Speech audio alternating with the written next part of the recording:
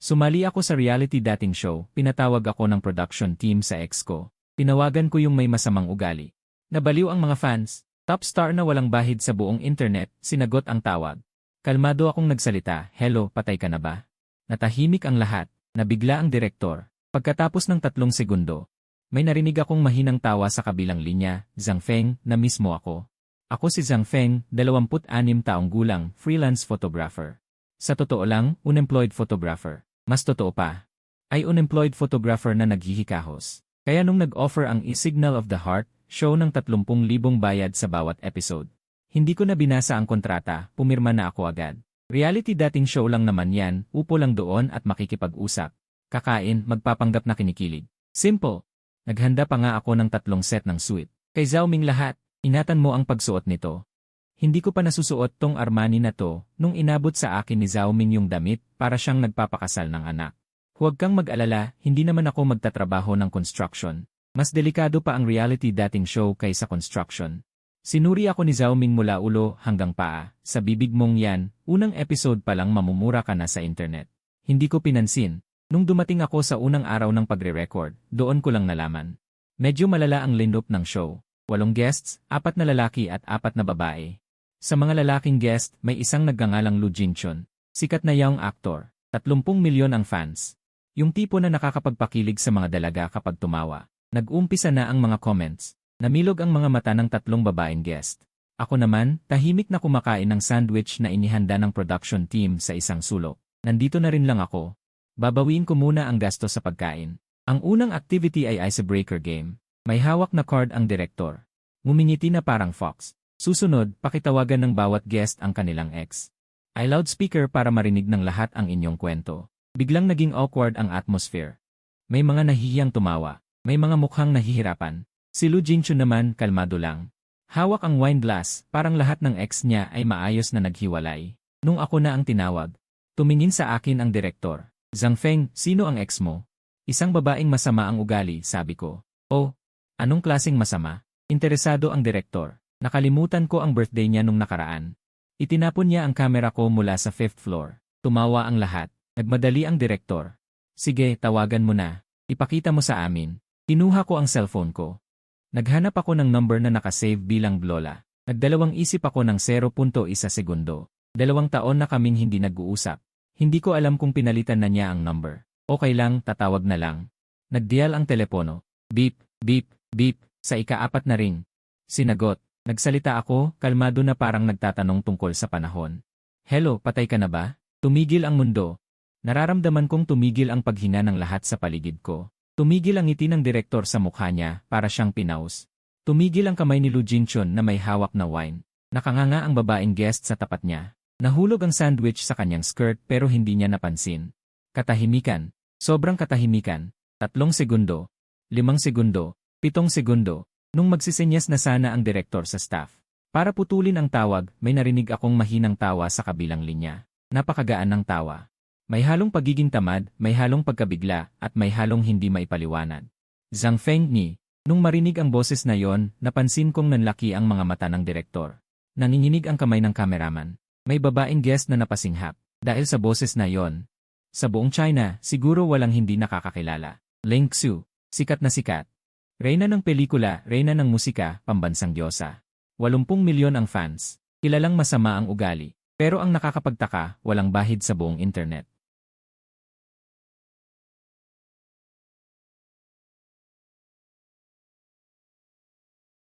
Hindi niya napansin na nakanganga ang babaeng guest sa tabi niya, kasya ang 2 itlog.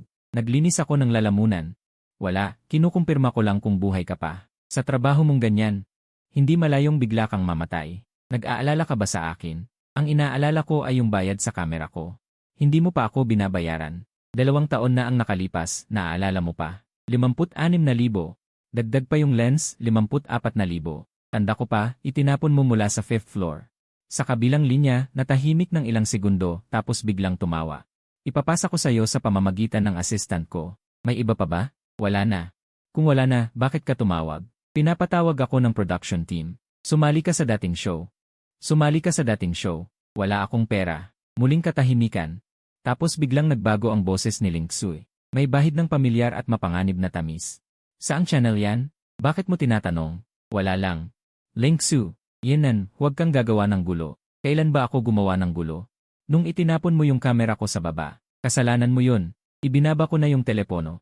Buong recording studio, sobrang tahimik na maririnig mo yung ingay ng aircon. Lahat ng taong nakatingin sa akin ay parang nakatingin sa isang taong malapit ng bitayin. Direktor ang unang nagsalita. Nanginginig ang boses niya. Zhang Feng, yung ex mo ay si Ling Su. Private. Tinatawag mo si Ling Su na ninuno. Masama ugali niya. Ano ang itatawag ko sa kanya, hindi ba ninuno? Lumingon ang direktor sa kameraman. Umiling ng todo ang kameraman, ibig sabihin, hindi ko kayang ipalabas ito. Lumingon muli ang direktor sa producer. Tumatawag na ang producer. Mahina ang boses niya. Mga walang kwenta, kailangan nating mag-overtime. Napansin ni Lu Jingchun. Yung mansa ng red wine sa kanyang tasa, pero wala na siyang pakialam. Nakatingin siya sa akin. Ang tingin niya ay kasing komplikado ng isang advanced math problem. Zhang Feng, sabi niya, pilit ang kanyang ngiti. Magkakilala kayo ni Ling Su. X. Naghiwalay kayo. Sandaling nawala ang kanyang ngiti, tapos bumalik agad. Napaka-coincidence naman, na mababanggit siya sa ganitong okasyon. Tiningnan ko siya. Ang peke ng ngiti ng taong to, nang gabing yun, nagkaroon ng emergency meeting ang production team para pag-usapan kung ipalalabas ba yung parteng yun. Ang huling desisyon ay ipalabas. Dahil kung hindi ipalalabas to, magagalit ang Diyos ng ratings. Pinalabas ang show ng 8 iyan. Nang 9 iyan, sumabog ang cellphone ko. Tumawag si Zhao Ming ng 17 beses. Nagpadala ng 43 messages. Binuksan ko yung unang message. Zhang Feng, baliw ka na ba? Ex mo si Ling Su. Tinanong mo kung patay na si Ling Su. Buhay ka pa ba? Buhay ka pa ba ngayon? Tumatawag na yung mga fans ni Ling Su. Buhay ka pa ba? Buhay ka pa ba ngayon? Tumatawag na yung mga fans ni Ling Su. Trending number 1, bro. Lalaking guest sa dating show, tinanong kung patay na yung ex niya. Pangalawang trending, ex ni Ling Su. Pangatlo, sino si Zhang Feng? Tapos na. Tapos ka na. Pinatay ko yung cellphone. Naligo ako, natulog. Wala nang mas lala pa sa pagiging broke. Kinabukasan paggising ko, nakita ko na yung followers ko sa Weibo, umakyat mula 300 hanggang 800,000. Nahati sa 3 grupo yung comment section. Unang grupo, sino ba tong lalaking to? Bakit siya nakarelasyon kay Ate Ling? Pangalawang grupo. Hahaha. Tinanong kung patay na. Nakakatawa. Hahaha. Tinanong kung patay na. Nakakatawa. Sobrang brutal. Pangatlong grupo, mga kapatid, kalma lang. Ang gwapo pala ng lalaking to, nag-scroll ako ng 2 beses tapos lumabas. Nag-vibrate yung cellphone ko. Nagpadala ng message yung assistant ni Ling Su. Zhang. Pinapasabi ni Ate Ling na naipadala na yung bayad sa kamera. Pakitingnan na lang. Isa pa, sabi ni Ate Ling, hindi pa ako mamamatay. Salamat sa pag-aalala. Notification, 56,000 yuan. Aba, binayaran talaga. Sana sinabi ko 100,000. Pagdating ko sa recording base, halata yung pagbabago sa atmosphere. Kahapon parang invisible lang ako. Ngayon iba na ang tingin ng lahat sa akin. Lumapit si Lin Qian, isa sa mga babaeng guest, dala ang kanyang kape. Napakatamis ng kanyang ngiti. Zhang Feng, kamusta tulog mo kagabi? Ayos lang. Nakita mo ba yung mga comments online? Maraming nagagalit sa'yo. Hindi ko tiningnan. Ang gaan ng loob mo. Lumapit siya ng kaunti. Pero seryoso, ano ba talagang nangyari sa inyo ni Ling Su? Paano kayo nagkakilala? Tiningnan ko siya. Sinusubukan akong utuin. Kinukunan kami ng kamera. Classmate sa college, sabi ko. Ganoon. Kung gayon, bakit kayo naghiwalay? Itinapon niya ang kamera ko. Dahil lang doon, 56,000 na kamera. Subukan mong magtapon. Nabulunan si Lin Qian, nahihiyang umiti at umalis. Bumaba si Lu Jingchun mula sa itaas, nagpalit ng malinis na puting polo. Kulang ang ayos ng buhok. Nakita niya ako, nakangiting lumapit. Zhang Feng, magandang umaga. Maingay sa internet kagabi. Hindi ka ba pinahirapan ng mga tagahanga ni Ling Su? Mabuti naman. Mabuti kung ganon. Tinapik niya ang balikat ko. Sakto lang ang lakas. Tutal, nakaraan na yon. Nandito ka para maghanap ng bagong mamahalin. Hindi ba? Ipinatong niya ang kamay niya sa balikat ko, mainit ang ngiti. Sincere ang tono pero hindi tumatawa ang mga mata niya. May inilalatag na siya. Inalis ko ang kamay niya sa balikat ko. Tabingi ang kwelyo mo. Tumingin siya pababa. Hindi naman tabingi. Pagtingala ko, nakalayo na ako. Ang segment ngayon ay pagpili ng date. 4 na lalaking guest, maghanda ng date plan. Pipili ang babaeng guest kung saan gusto pumunta. Naghanda si Lu Jingchun ng private cinema. Naghanda ang isa pang lalaking guest ng Michelin Star Dinner. Naghanda ang pangatlo ng yacht outing. Turn ko na. Tinitigan ng direktor ang scheme card ko. Unti-unting nabaluktot ang ekspresyon. Zhang Feng, Sigurado ka? Sigurado. Ang date scheme mo ay... Huminga siya ng malalim at binasa. Paligsahan sa pagtawad sa palengke. Tumahimik ang lahat ng 3 segundo. Pagkatapos, tumawa ang mga babaeng guest. Gumalaw ang gilid ng labi ni Lu Jingchun. Seryoso ka? Tanong ng direktor. Seryoso, sabi ko. Sa palengke makikita ang kakayahan ng isang tao sa buhay. Ang babaeng kayang tumawad ng gulay na 10 piso hanggang 5 piso. Ay kayamanan. Tumawa ng malakas si Lin Kane. Naghahanap ka ba ng karelasyon o kasosyo? May pagkakaiba ba? Ang huling resulta ng pagpili, ang private cinema ni Lu Jingchun. 2 babaeng guest ang pumili. Michelin dinner. 1 babaeng guest ang pumili. Yacht outing. Walang pumili sa palengke ko. 1 babaeng guest ang pumili. Ang pumili sa akin ay si Jiang Wan. Babaeng bilog ang mukha. May dimples kapag tumatawa. Mukhang madaling pakisamahan. Pagkatapos niyang pumili, tinitigan siya ng ibang babaeng guest na parabang baliw siya. Kinakabahan siya. Sa tingin ko, nakakatuwa. Hindi pa ako nakakapunta sa palengke para tumawad. Bumulong ang direktor sa producer sa tabi. Ang dami ng material na ito, sisikat o sasabog. Hapon, pumunta kami ni Jiang Wan sa palengke. Nakasunod ang kamera sa likod. Napatingin ang mga matatandang dumadaan. Si Zhang Feng. Medyo kinakabahan si Jiang Wan. Hindi talaga ako marunong tumawad. Ayos lang. Tuturuan kita. Magaling ka. 26 na taon na akong mahirap. Ito lang ang paraan ko para mabuhay. Dinala ko siya sa isang stall na nagbebenta ng kamatis. Masiglang bumati ang ale. Gwapo, gusto mo ba ng kamatis? Kakarating lang ngayon. Magkano ang 1 kilo? 5 piso. Lumingon ako kay Jiang Wan. Sige, subukan mo. Naglinis ng lalamunan si Jiang Wan. Naglakas loob. Al. Pwede bang bawasan? Ngumiti ang ale. Ineng. Mura na yan. Lumingon si Jiang Wan sa akin. Mukhang walang magawa. Bumuntong hininga ako. Lumapit. Al. Pwede bang 4 na piso? Bibili kami ng marami.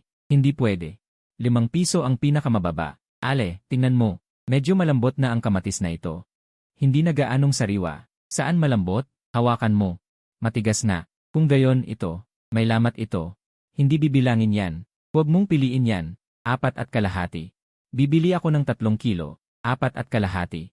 Kung sobra ng 1 sentimo, aalis na ako. Ikaw talagang bata. Sige na nga. 4.5 na. Nakanganga si Jiang Wan sa tabi. Ang galing mo. Hindi ito kahusayan, kundi galing sa pagiging dukha. Tumawa siya. Malalim na ang pagkakabaon sa bahay. Namili kami ng 1 oras at nakabili ng 1 supot ng gulay. Mula sa pagiging aligaga ni Jiang Wan sa simula hanggang sa kayanan niyang makipagtawaran sa nagtitinda ng isda para makabawas ng 2 piso. Mabilis ang pag-unlad. Pagkatapos niyang tumawad, lumingon siya sa akin, kumikinang ang mga mata. Nakabawas ako. Ang ekspresyon niya ay parang batang estudyanteng nakakuha ng perpektong marka. Magaling, tumango ako, may talento ka. Pauwi, bitbit niya ang supot sa unahan, magaan ang kanyang mga hakbang. Kinukunan kami ng kamera sa likod. Nararamdaman ko na maganda ang kalalabasan ng material na ito pag ginupit. Tapos tumunog ang cellphone ko. Isang numerong hindi ko nakasave. Sinagot ko. Zhang Feng, boses ni Ling Xu. Hindi na dumaan sa assistant. Siya mismo ang tumawag. Natigilan ako. Lumingon si Jiang Wan sa akin. Anong problema? Wala. Mauna ka na. Lumayo ako at hinaan ang boses. Ano yun? Napanood ko yung programa mo. Paano mo napanood? Hindi pa nga umir. May paraan ako. Naninilip ka ng mga hindi pa ipinapalabas. Ang investor na nanonood ng programang pinondohan niya ay tinatawag mong paninilip. Natigilan ako. Pinondohan mo pala ang programang ito. Noong nakaraang buwan lang. Wala pa ako dito noong nakaraang buwan. Ganun ba? Parang wala lang sa kanya. Ang galing naman. Hawak ko ang cellphone ko. Medyo nanlalamig ang likod ko. Ling Xu. Ano ba talaga ang gusto mong gawin? Wala. Sabi niya. Sinabi ko lang. Galingan mo. Ibinaba niya ang telepono. Nakatayo ako sa harap ng palengke. Hawak ang kamatis na 4.5 piso kada kilo. Bigla kong naisip na ang 30,000 na bayad sa paglabas ko dito ay hindi pala ganoon kadali kitain. Pagbalik sa base ng pagre-record sa gabi, naghanda ang grupo ng programa ng isang sama-samang hapunan. 8 bisita ang nakaupo sa isang mesa. Maganda ang pakiramdam sa labas. Nakaupo si Lu Jingchun sa harap ko. Kusang naglagay ng ulam sa plato ng babaeng bisita sa tabi niya. Punong-puno ng ngiti. Nagdala siya ng 2 babaeng bisita sa date niya ngayong araw. Sa pribadong sinehan, sabi nila ay napakagalante at maalalahanin daw niya. Ang mga babaeng bisita ay bumalik na kumikinang ang mga mata. Napaka-sweet ni Jingchun. Tinulungan niya kaming magbitbit ng popcorn. Naalala pa niya na sinabi kong gusto kong manood ng suspense film. Pumili talaga siya ng isa. Yumuko ako at kumain. Anong kinalaman ko doon? Nakatipid ako ng 3.5 piso ngayong araw. Nakaupo si Jiang Wan sa tabi ko. Pabulong na sinabi, salamat sa iyo ngayon. Nag-enjoy ako. Walang anuman. Nakuha mo na ba yung gulay? Nakuha ko na. Balak kong gumawa ng tortang kamatis bukas. Tandaan mong lagyan ng asukal. Masarap yun. Gusto mo pala ng matamis. Gusto ko yung mura. Tumawa na naman siya. Sa kalagitnaan ng hapunan, biglang pumasok ang direktor. Halata sa mukha niya na may binabalak siyang gawin.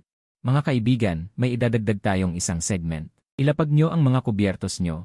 Nakatanggap kami ng isang espesyal na. Tumigil siya. Suhestyon mula sa mga namumuhunan. Para raw madagdagan ang excitement ng programa, simula bukas, may isang misteryosong flying guest na sasali. Nakahinto ang chopstick ko sa air. Flying guest? Sino? Nagtatakang tanong ni Lin Kane. Secret muna. Misteryosong iti ng direktor. Pero may isa akong pwedeng sabihin. Babaeng bisita siya at napakasikat. Habang sinasabi niya ito, tumingin siya sa akin. Sa isang iglap lang. Pero nahuli ko. Ibinaba ko ang chopstick ko. Ling Xu. Si Ling Xu yun. Ang babaeng yun. Kinuha ko ang cellphone ko. Nagpadala ako ng mensahe kay Ling Xu sa ilalim ng mesa. Pupunta ka ba? Sumagot siya 3 segundo mamaya.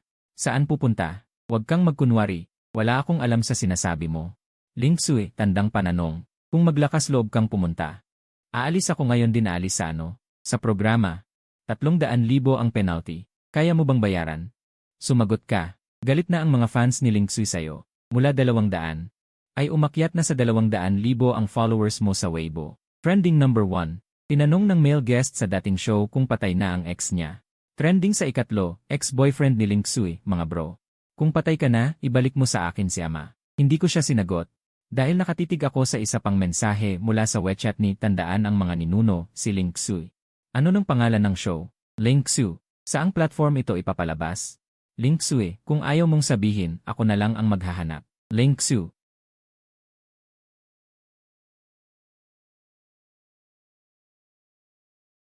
Nakadapa ang screen ng cellphone sa mesa. Tapos na. Ang pag-record kinabukasan.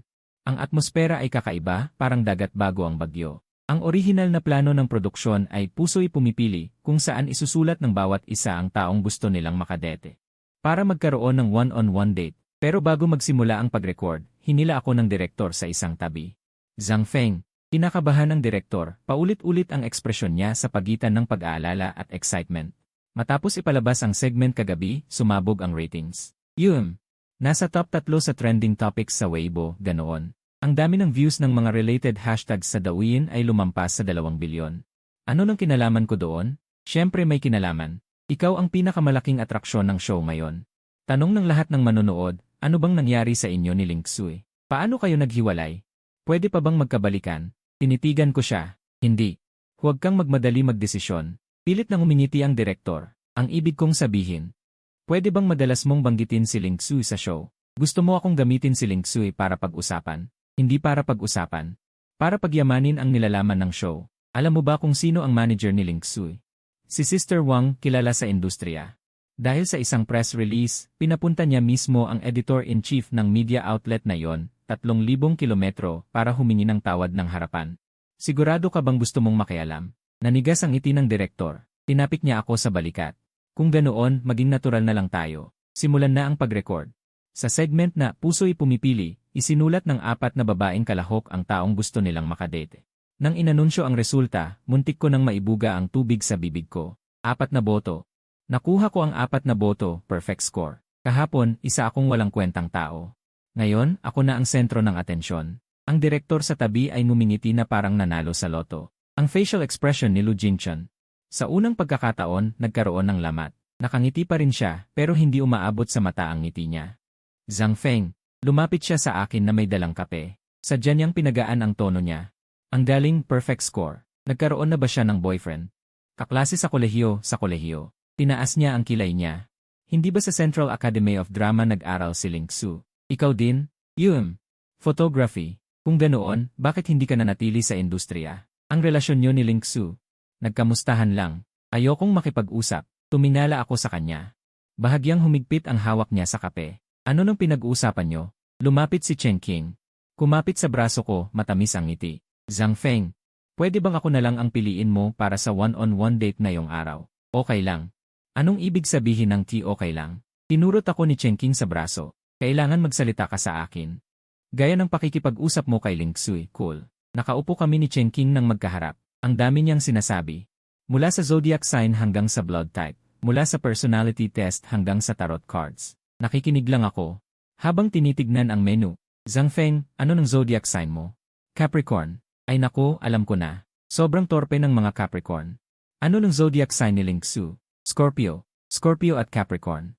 Magkasalungat. Itinapon niya ang kamera ko mula sa 5th floor. Talagang nagalit siya. Tumawa ng malakas si Chengqing, umalog ang mesa at tumalon ang mga kubyertos. Pero habang tumatawa, bigla siyang lumapit at nagbulong. Zhang Feng. Sa totoo lang, gusto mo pa ba si Ling Xu? Tumawa ng malakas si Chengqing. Umalog ang mesa at tumalon ang mga kubyertos. Pero habang tumatawa, bigla siyang lumapit. Nagbulong. Zhang Feng, sa totoo lang. Gusto mo pa ba si Ling Xu?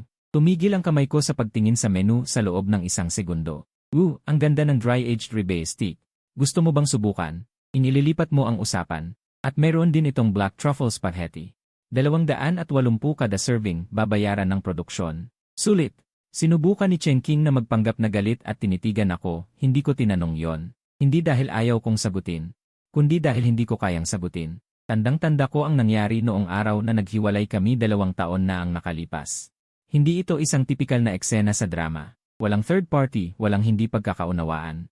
Walang pagtataksil. Zhang Feng, masyado kang pagod kapag kasama mo ako. Masyado kang pagod. Tinanggap ko ang kahon at tumayo ng matagal.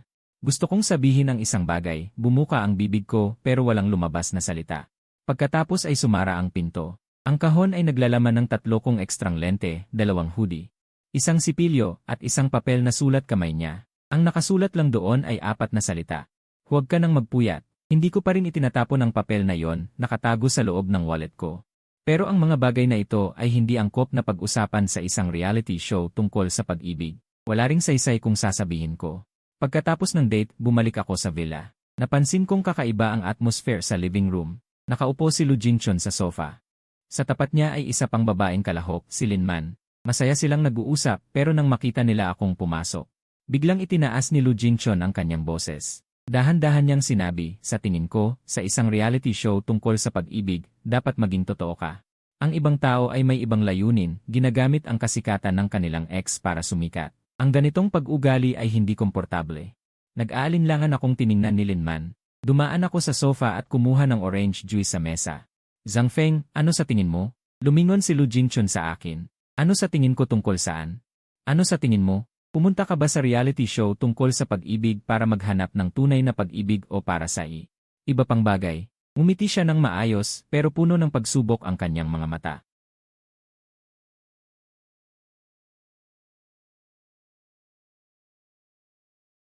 Binayaran ako ng programa kaya pumunta ako, sabi ko habang pinupunasan ang aking bibig. Tunay na pag-ibig, meron ba noon? Kung meron, pwede bang isama sa overtime pay? Sa wakas, nawala ang ngiti ni Lu Jingchun. Marahil, ito ang unang beses niyang nakatagpo ng isang taong hindi sumusunod sa script. Sa kanyang isipan, ang taong ipinahihiwatig na sumisipsip ng atensyon ay dapat na nagmamadaling magpaliwanag, magpanggap na malapit, at patunayan ang kanyang sarili. Pero hindi ko ginawa dahil tama siya. Pumunta ako para sa pera. At wala rin akong pakialam kung ano ang iniisip niya. Ang pagiging prangka na ito ay mas nakakainis kaysa sa anumang pagtanggi. Uminom si Lu Jingchun ng kape at hindi na nagsalita. Nang gabing iyon, ipinalabas ang 2nd episode ng programa. Muling sumabog ang trending topics. Zhang Feng, pumunta ako para sa pera, ang pinakatapat na lalaki sa reality show tungkol sa pag-ibig. Ang ekspresyon ni Lu Jingchun na nasamid. Dumating na naman ang mensahe ni Zhao Ming. Umabot na sa 800,000 ang followers mo sa Weibo. Maraming brand ang nagtatanong tungkol sa commercial rates mo. Gusto mo bang subukan mag-advertise? Base sa personality mo, ang paggawa ng anti-establishment boyfriend personality ay siguradong magiging hit. Habang nagre-reply ako, may lumabas na bagong notification sa WeChat. Ling Xu, kilala ko yung Lu Jingchun na katabi mo. Ling Xu, sikat na backstabber sa industriya, mukhang inosente. Ling Xu, gumagawa ng mga bagay sa likod ng iba. Ling Xu, lumayo ka sa kanya. Tinitigan ko ang screen sa loob ng 5 segundo. Zhang Feng, paano mo nalaman na katabi ko si Lu Jingchun? Hindi siya sumagot. Pagkaraan ng 3 minuto, Ling Xu. Nabalitaan ko lang. Isang top actress na may schedule hanggang sa susunod na taon ay may oras para balitaan ang isang reality show tungkol sa pag-ibig bilang paglilibang. Hindi ko siya kinumpronta, pero bigla akong nakaramdam ng hindi maganda. Ang pakiramdam na ito ay naging realidad sa ikatlong araw. Pagkagising ko sa umaga, pumasok ang mga staff ng programa sa villa na puno ng excitement. Malaking balita! Malaking balita! Naglinis ng lalamunan ang direktor. Sinubukan niyang pigilan ang kanyang ngiti. Matapos ang masusing pagsasaalang-alang, nagdesisyon ang programa na magdagdag ng isang flying guest ngayong linggo. Huminto siya at tiningnan ang lahat ng mga mukha. Sa huli, bumagsak ang kanyang tingin sa akin. Puno ng awa ang kanyang mga mata. Ling Xu. Nahulog ang toast sa kamay ko sa sahig. Tumagos sa aking tainga ang hiyaw ni Jiangwan. Nahulog ang cellphone ni Lingman sa baso ng gatas. Kumirot ang facial muscles ni Lu Jingchen. Pero mahusay siyang nagpanggap. Ako naman, kinuha ko ang cellphone ko. Binuksan ang WeChat. Zhang Feng, Ling Xu. Ling Xu, Nan, Zhang Feng. May sakit ka ba? Ling Xu, Nan. Yung sakit na gustong patayin ako. Ibinaba ko ang cellphone ko sa mesa. Hindi dapat ako pumunta dito. Ang 3,000 yun ang pambili ko ng kabaong. Sa araw na dumating si Ling Xu, nagpadala ang programa ng 3 beses na mas maraming camera crew kaysa sa dati. 4 na van ang nakaparada sa labas ng villa at sinara ng seguridad ang buong kalye. Nakatayo ako sa likod ng kurtina.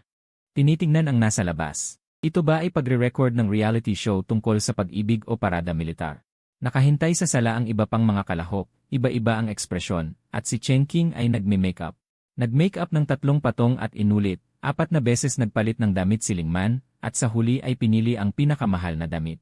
Kinakabahan namang kinakagat ang kuko ng isa pang babaeng kalahok, si Zhu Ying, samantalang kalmado si Lu Jingchen.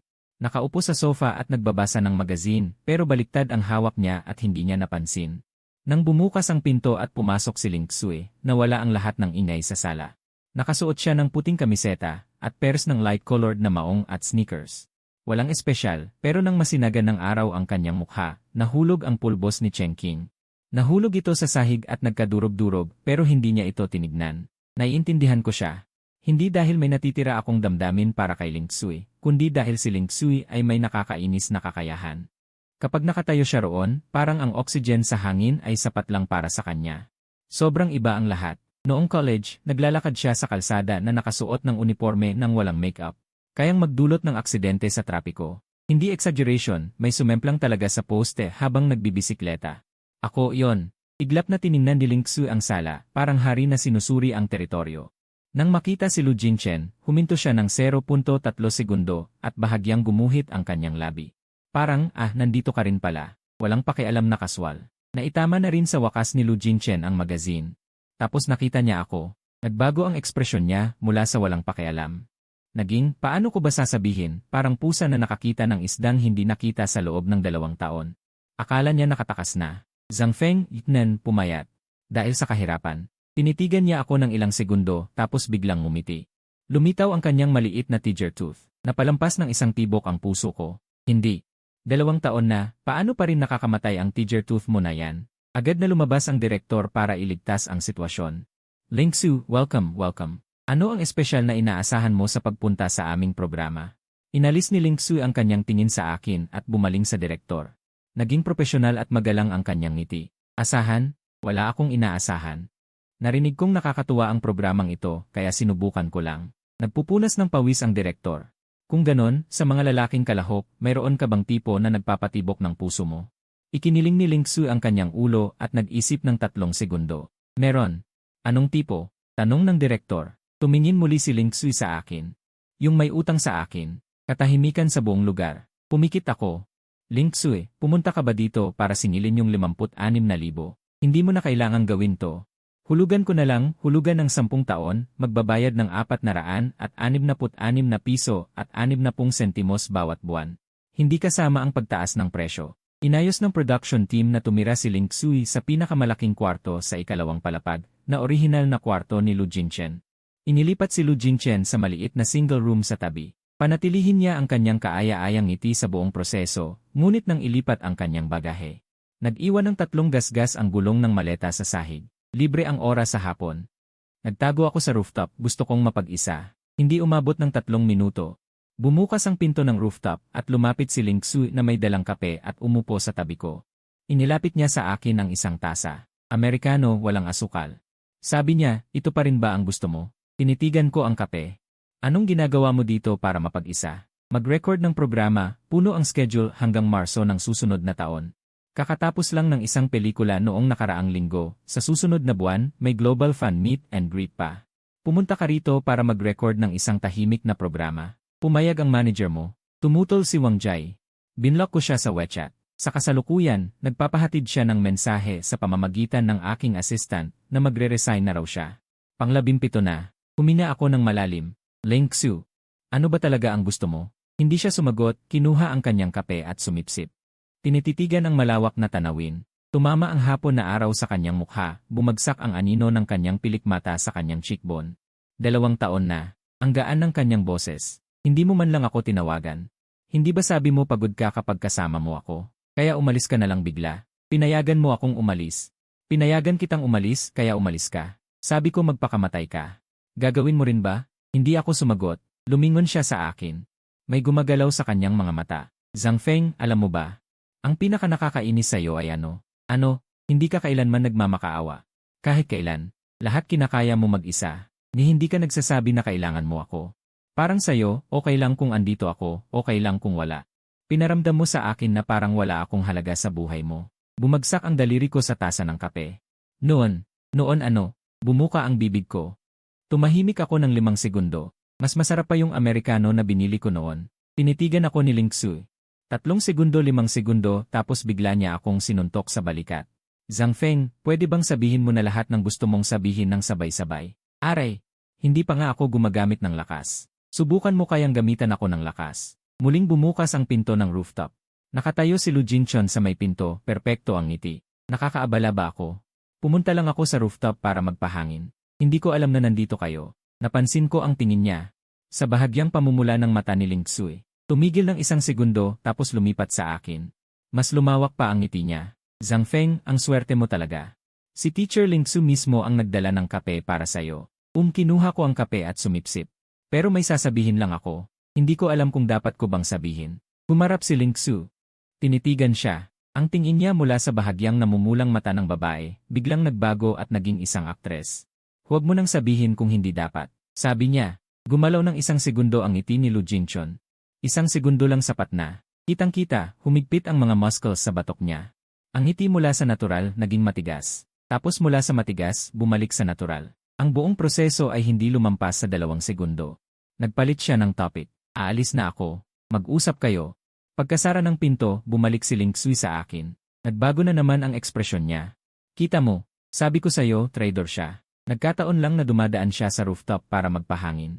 Nasa first floor lang ang monitoring room. Siguradong nakita niya akong pumunta sa rooftop kaya siya nakapunta rito. Bakit mo siya pinoproblema? Hindi ko siya pinoproblema. Ikaw ang pinoproblema ko. Huwag kang lalapit sa kanya.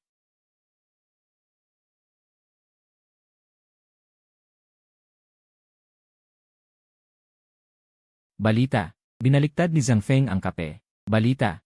Message ni Zhao Ming, bro, 3 milyon na ang followers mo. Ang presyo ng commercial mo. Tinulungan kitang gumawa ng draft. Tingnan mo, kalaki pang picture. Pagbukas ko, nirerekomenda niya ang 500,000 para sa isang advertisement.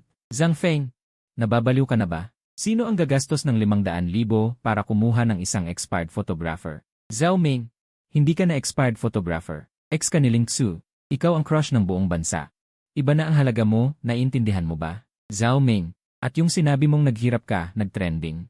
Ilang brand ng instant noodles ang nagtatanong kung pwede ka nilang kunin para mag-endorse. Zhang Feng, walang masabi. Zhao Ming, mayroon ding brand ng camera. Gusto nilang gumawa ng advertisement.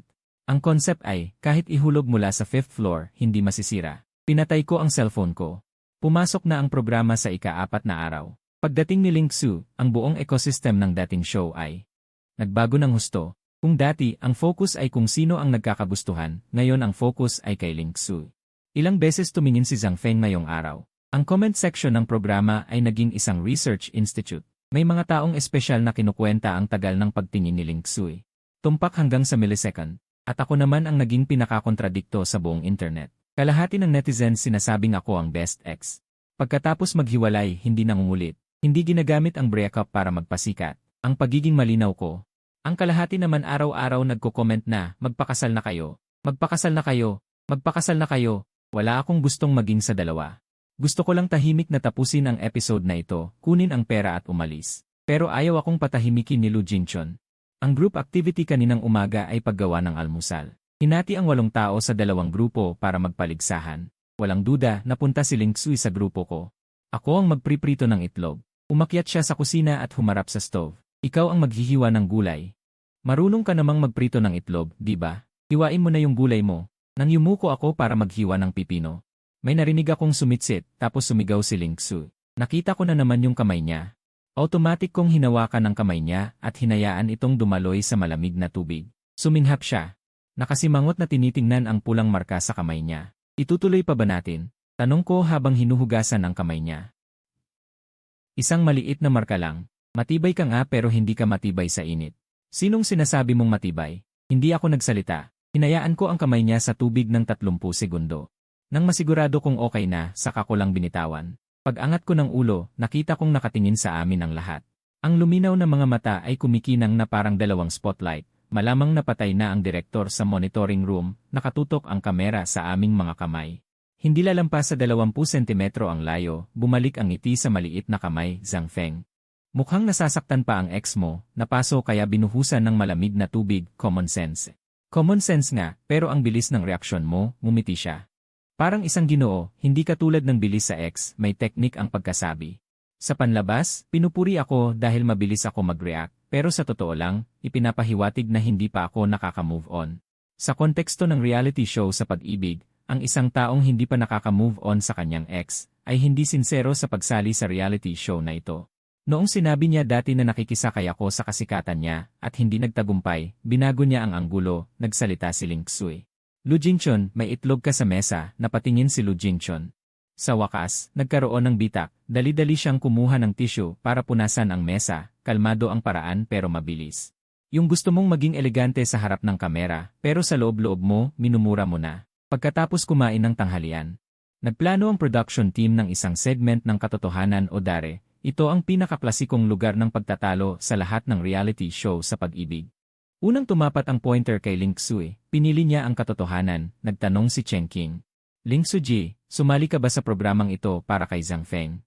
Pigil hininga ang lahat, gustong itanong ng lahat ang tanong na ito, pero walang naglakas loob na magsalita.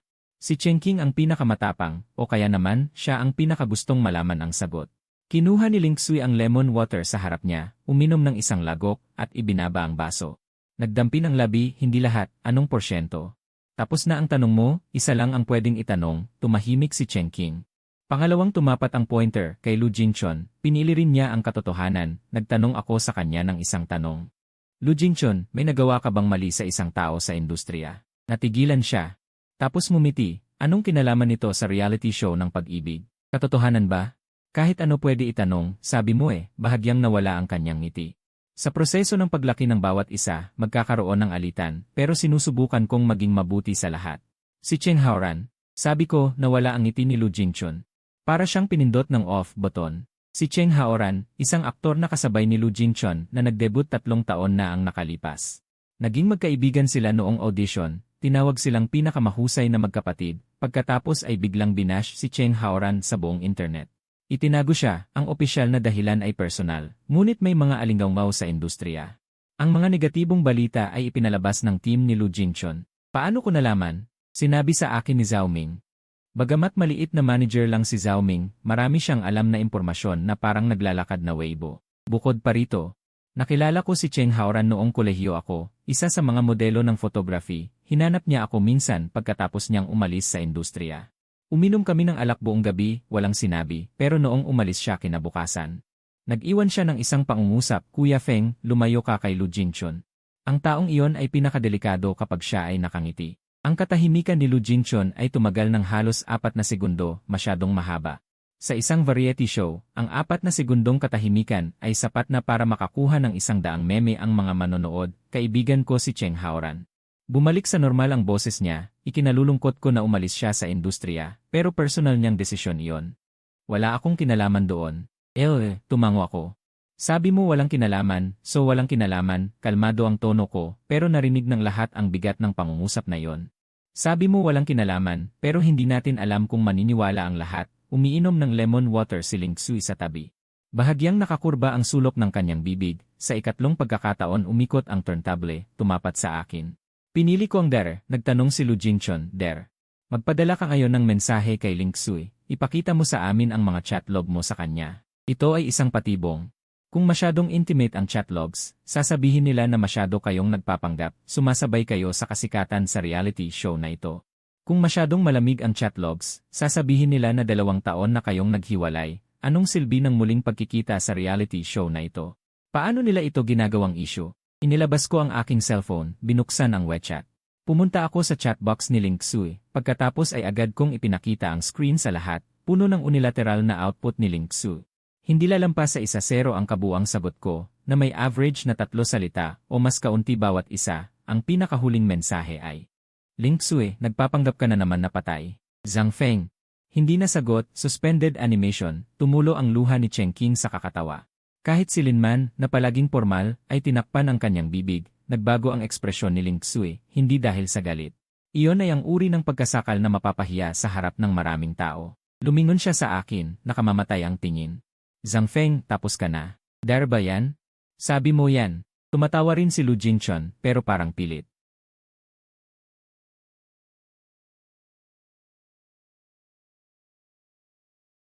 Mas lalo tuloy isipin ng mga manonood na mahalaga talaga kay Ling Xui ang lalaking ito, kaya naghahabol siyang magpadala ng mensahe kahit nakakahiya.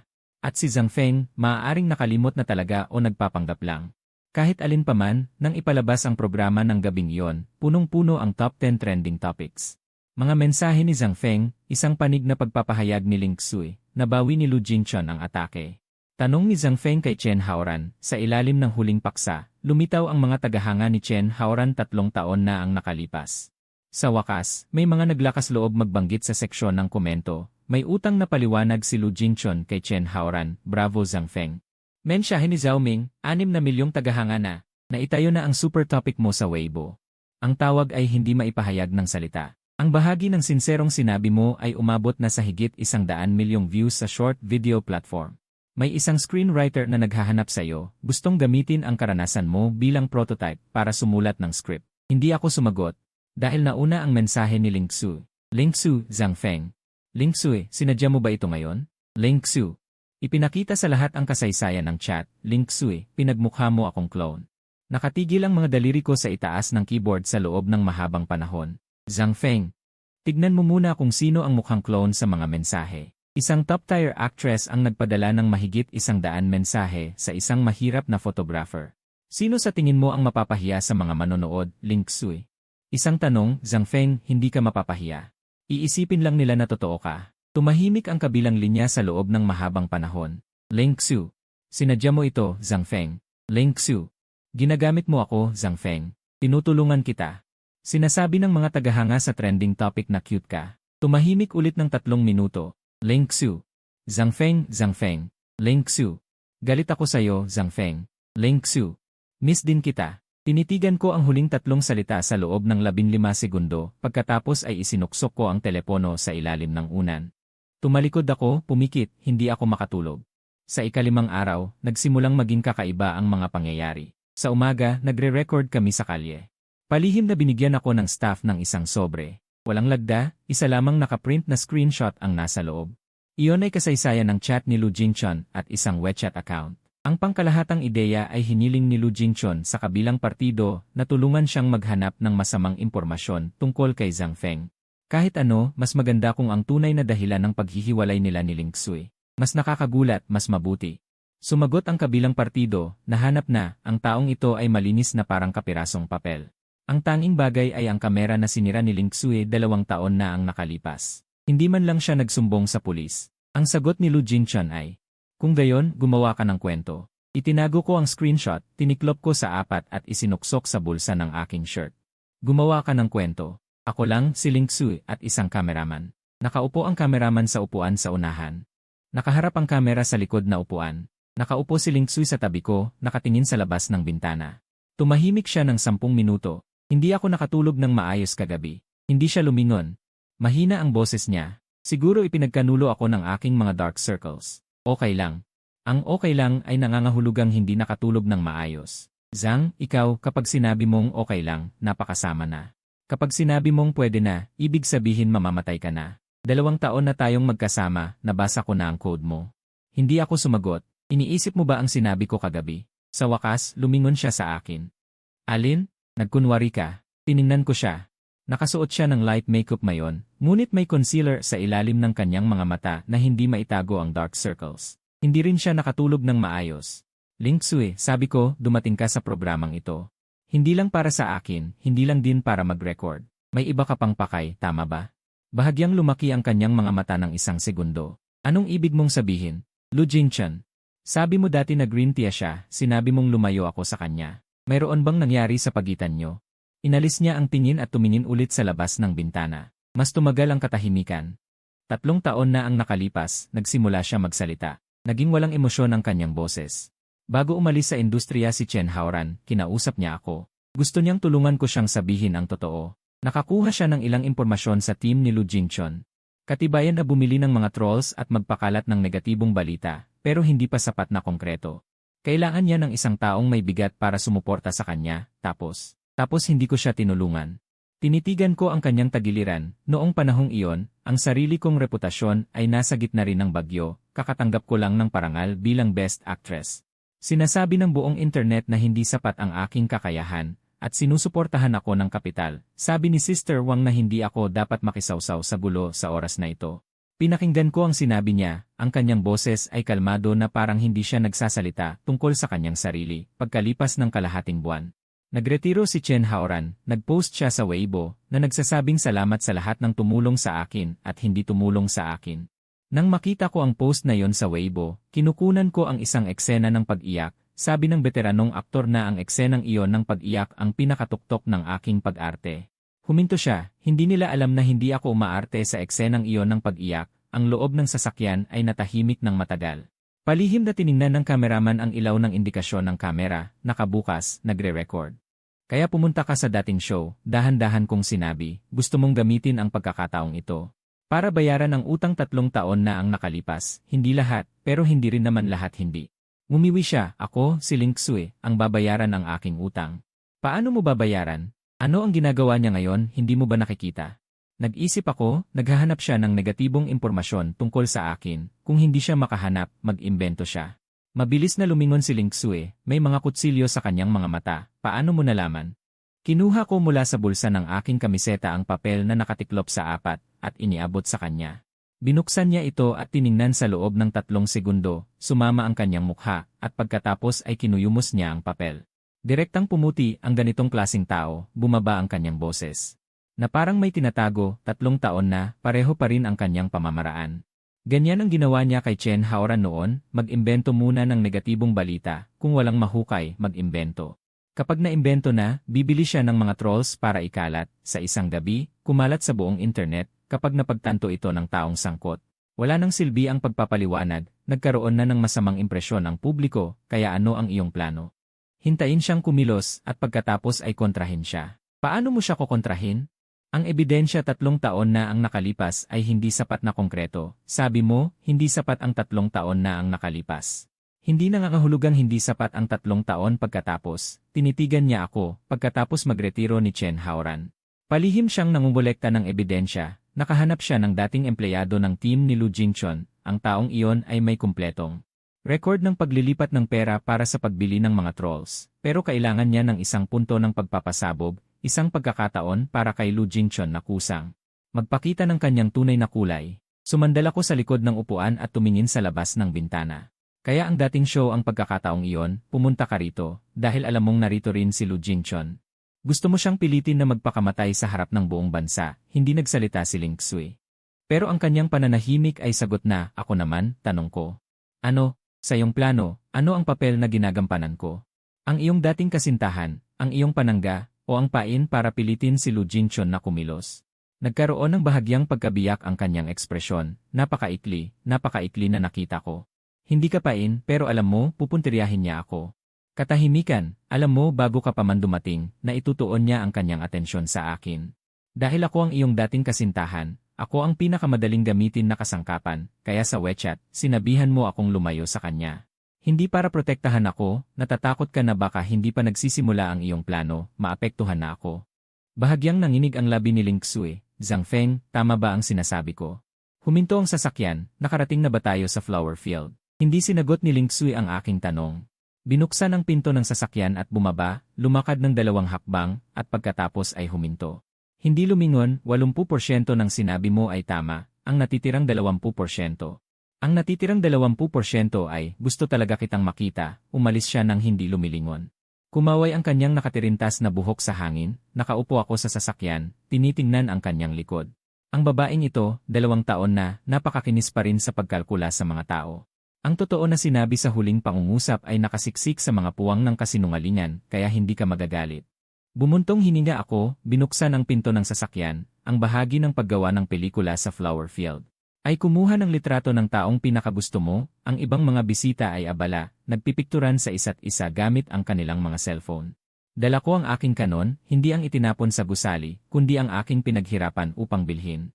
Naghahanap ng anggulo sa gilid ng flower field, nakatayo si Ling Xue sa isang gintong taniman ng bulaklak, nakatalikod sa akin. Nakatingala sa mga ulap sa langit, itinaas ko ang kamera ko sa viewfinder. Ang kanyang puting polo ay puno ng hangin, ang buhok niya ay lumilipad, ang sikat ng araw ay nagbigay sa kanya ng malabong balangkas. Sa sandaling pinindot ko ang shutter, naalala ko ang mga nangyari noong kolehiyo, noong 2 taon. Ang maliit na hardin ng paaralan, tinakasan ni Ling Xue ang kanyang major subject para hanapin ako, suot pa rin niya ang kanyang costume. Tumakbo siya sa damuhan na may suot na bota, natapilok sa kanyang palda, at sumubsob sa lupa. Noong pinindot ko ang shutter, nakadapa siya sa damuhan at nagmumura. Kalaunan, ang litratong iyon ay naging ang pinakapinupuri sa aking graduation piece. Sabi ng propesor, ang paksa ng litratong ito ay hindi ang karakter. Ito ay isang bagay na buhay, isang masiglang sigla. Si Ling Xue noon ay galit na galit at isinalin ang sinabi ng propesor. Ang ibig mong sabihin ay napakasigla ng pagkakadapa ko. Tumawa ako. Ang Ling Xue sa aking harapan ay lumingon at nakita akong nakataas ang kamera ko, nagulat siya. Tapos tumawa siya. Hindi ito isang ngiting pangnegosyo, ni hindi rin ito isang ngiting nagpapalusot. Ito ay isang ngiting sobra-sobra, nagpapakita ng isang pangil, ang mga mata ay nakakurba na parang gasuklay na buwan. Muling tumunog ang shutter, kinunan niya ako ng litrato ng palihim. Lumapit siya. Nakayuko para tingnan ang screen. Ang mukha mo ay pampublikong pag-aari, hindi ito palihim na pagkuha ng litrato. Zhang Feng, huwag kang gumalaw, isa pa. Sinuntok niya ang braso ko na may hawak ng kamera, lumabo ang litrato. Magbayad ka. Magbayad ng ano? Ikaw muna ang magbayad sa akin ng 56,000. Binanggit mo pa. Lumapit si Lu Jingchun mula sa likod ng mga bulaklak, pinapanood kaming naghaharutan, ang ngiti niya ay pamantayan. Walang pagbabago. Zhang Feng, ang galing mo palang kumuha ng litrato. Lumapit siya, magiliw ang tono. Maaari mo rin ba akong kunan ng litrato? Sa anggulong ito, kung gusto mo ang lilang lugar bilang background. Tumayo siya sa tamang posisyon, nagpose na parang modelo sa pabalat ng magasin, bahagyang nakataas ang baba. May ngiti sa mga mata. Itinaas ko ang kamera at pinindot ang shutter sa sandaling. Isang bubuyog ang biglang lumipad sa kanyang ilong. Nanlaki ang mga mata ni Lu Jingchun at ibinuka ang bibig. Mabilis na ikinampay ang mga kamay sa harap ng kanyang mukha. Pak, pak, pak, pak. 4 na sunod-sunod na kuha. Perpekto. 4 na magkakasunod na kuha, bawat isa ay karapat-dapat na maging meme. Okay na. Inilagay ko ang kamera at ibabalik ko sa iyo ang mga litrato. Hinihimas ni Lu Jingchun ang ilong niyang pumula dahil sa pagpalo niya. Hindi niya mapigilan ang kanyang ngiti. Pwede bang pumili? Huwag kang mag-alala. Bawat isa ay kakaiba, bawat isa ay may kanya-kanyang kagandahan. Si Ling Xue sa tabi ay tumatawa hanggang sa napaupo. Umiiling ang kanyang balikat. Bumalik sa villa. Sa gabi, may isang lihim na botohan. Bawat isa ay isusulat ng hindi nagpapakilala kung sinong guest ang ayaw na nilang makasama pa. Lumabas ang resulta. Nakakuha si Lu Jingchun ng 3 boto. Wala akong boto. Tiningnan ni Lu Jingchun ang resulta.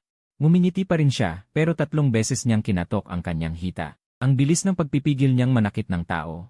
Pagbalik sa kwarto sa gabi, binuksan ko ang aking cellphone. Ling Xue. Ang litratong iyon. Zhang Feng, aling litrato? Ling Xue, alam mo kung aling litrato. Zhang Feng. Ang sabubuyog. Na, ako rin ay medyo nasiyahan. Ling Xue, Zhang Feng. Zhang Feng. Ellen, Ling Xue, ang litrato ko. Zhang Feng, bakit? Ling Xue. Ipadala mo sa akin ang original. Ipinadala ko ang original. Resolution 6,000 na 4,000. Kumakain ng 23.7 megabytes ng memorya. Pagkalipas ng 5 minuto, Ling Xue. Ikaw pa rin ang pinakamagaling kumuha ng litrato sa akin. Zhang Feng, dahil maganda ang ilong. Ling Sui, pinupuri mo ako. Zhang Feng. Pinupuri ko ang kamera. Ling Sui, hindi nakaimik si Zhang Feng. Ibinaba ko ang aking cellphone, pinatay ang ilaw. Sa dilim, may maliit na bahagi ng liwanag sa kisam. Ito ay liwanag mula sa ilaw sa kalye na tumagos sa mga kortina. Tinitigan ko ang bahagi ng liwanag. Matagal akong nag-isip. Noong araw na naghiwalay kami 2 taon na ang nakalipas, may gusto talaga akong sabihin. Maraming bagay, halimbawa, sinabi mong pagod na pagod ako. Pero hindi ko naman nararamdaman. Halimbawa, pakiramdam mo ay wala kang halaga sa buhay ko. Pero hindi mo alam kung ano ang nangyari sa buhay ko pagkatapos mong umalis, halimbawa. Yung papel sa loob ng wallet ko, araw-araw kong nahahawakan. Hindi ko sinasadyang tignan. Sa tuwing magbabayad ako, kusang dumadampi ang daliri ko doon. Pero hindi ko nasabi ang mga ito noon. Hindi ko rin masabi ngayon. Hindi sa ayaw ko, kundi may problema ako. Kapag mas importante ang sasabihin, mas hindi ko masabi. Tama si Ling Sui. Hindi ako nanghihinayang. Pero hindi niya alam na hindi dahil sa ayaw ko. Kundi natatakot ako na kapag nagsalita ako, hindi na kita mapapakawalan. At noong panahong iyon, hindi ko kayang ibigay ang buhay na gusto niya. Isang mahirap na photographer na hindi kayang buhayin ang sarili. Paano ko pa mapapanatili ang isang taong napakagaling? Pero 2 taon na ang nakalipas. 2 taon na ang nakalipas, akala ko tama ang bitawan ka. Ngayon, hindi ko na alam. 7 araw. Sumabog ang lahat. Pagkagising ko, tiningnan ko ang cellphone ko. Puno ng isang paksa. Si Zhang Feng, dating boyfriend ni Ling Sui, isiniwalat ang mga baho. Binuksan ko. Sabi ng isang taong may alam ko na ang ganitong estilo. Ang laman ay, noong college si Zhang Feng, kumukuha siya ng litrato ng mga babaeng kaklase ng walang paalam. Pinarusahan siya ng school. Naghiwalay si Zhang Feng at Ling Sui dahil nanloko siya. Ang karelasyon niya ay isang model. Ang totoong dahilan kung bakit sumali si Zhang Feng sa reality show ay para sumikat gamit ang pangalan ni Ling Sui. Isa siyang gold digger. Bawat isa ay may kasamang litrato, screenshot, at mga conversation. Kunwari ay ebidensya. Sa unang tingin mukhang totoo. Pero kung susuriin, puno ng butas. Ang selyo sa dokumento ng parusa sa pagkuha ng litrato ay gawa-gawa. Kitang-kita ang pagkakaiba ng kulay. Ang petsa sa conversation ay July 32, 2022. Walang July 32 sa kalendaryo. Sa 2 screenshot na ebidensya, ang isa ay Android. Ang isa ay Apple. Pero pareho ang profile picture. Siguro binili ang paggawa ng peke. Sa pinduo-duo. Pero hindi tinitingnan ng mga ordinaryong netizen ang mga detalyeng ito. Ang tinitignan lang nila ay ang konklusyon. Ang tinitignan lang nila ay ang emosyon. Nag-uumpisa na ang mga komento. Isa nga siyang lalaking walang hiya. Kaya pala nakipaghiwalay si Ling Sui. Nakakadiri. Ginagamit ang ex para sumikat. Kumukuha ng litrato ng walang paalam. Bakit nakapasok sa liyo ang ganitong tao? Mayroon ding sumasagot. Teka, mali ang kulay ng selyo sa dokumento. Anong parallel universe ang may July 32? Ito na ang level ng pag-edit ng litrato para magbenta ng baho. Niloloko niyo ang utak ko. Pero nalunod agad ang sumasagot. Dahil sabay-sabay na ibinahagi ng ilang maimpluwensyang tao ang issue. Ang presyo ng mga taong ito. Sinabi sa akin ni Zhao Ming dati, 50,000 hanggang 200,000. Ibinaba ko ang cellphone ko. Hindi ako nagpanik, dahil inaasahan ko na ang lahat ng ito. Si Lu Jingchun ang may gawa nito. Mas maaga pa sa inaasahan ko. Siguro masyadong matindi ang epekto sa kanya ng 4 na litrato. Tumawag si Ling Sui. Hindi pa ako nakapag-isip, sinagot ko na. Naririnig ko ang galit sa boses niya. Papadalhan ko na ng lawyer's letter si Sister Wang. Zhang Feng. Sabi ko, huwag. Maghintay ka muna. Maghintay ng ano? Sinusubukan nilang sirain ang pangalan mo.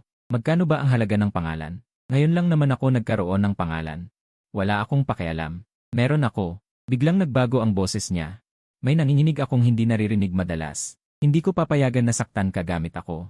Pagkuha ng litrato ng walang paalam. Panloloko. Gold digger.